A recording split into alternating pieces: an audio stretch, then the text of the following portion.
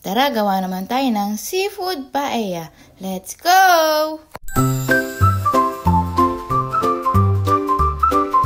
For this paella, gagamit tayo ng 3 cups of malagkit rice, sibuyas, bawang, bell pepper.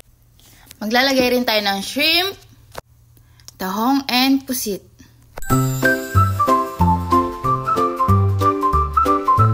So first, magpainit muna tayo ng mantika. Tapos, inuna ko palang igisa yung ulo ng hipon para mas malasa.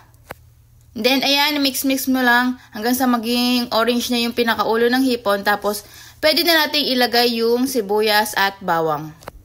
Then, continue mixing hanggang sa medyo mag-brown-brown yung ating sibuyas and bawang.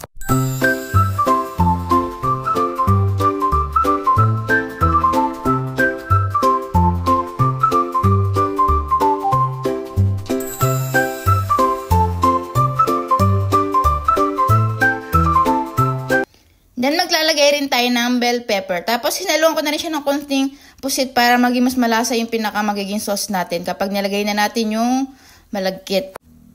Then, yung malagkit, hugasan nyo muna bago nyo ihalo. Tapos, kapag nahugasan nyo, ayan, pwede nyo na ilagay. Tapos, maglalagay rin tayo ng isang pack na maliit na tomato paste.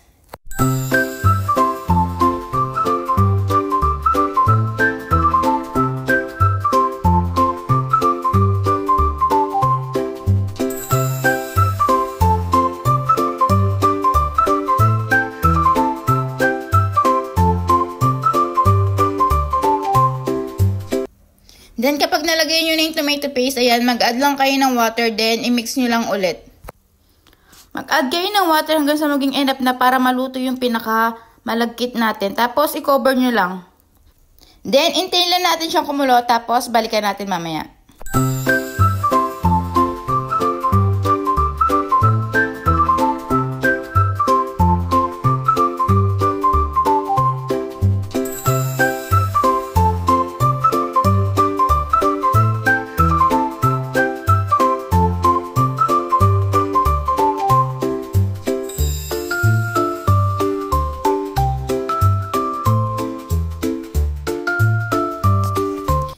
And then, ayan, pag-check ko, kumukulo na yung ating paella. Tapos, ayan, nabawasan na rin yung water niya. Then, ilagay na rin natin yung mga seafoods. Mag-add lang din kayo ng seasoning para mas malasa yung ating paella. Tapos, ayan, i-cover lang ulit natin hanggang sa maluto na yung ating paella.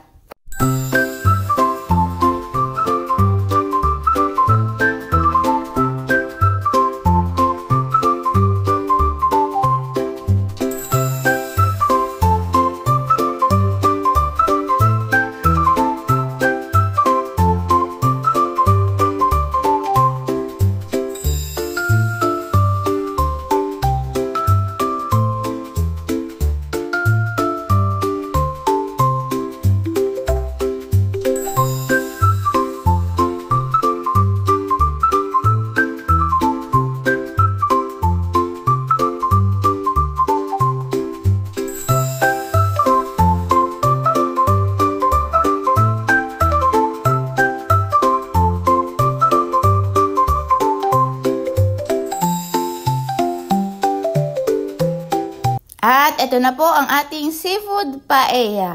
Let's eat! Yun lang po. Maraming salamat!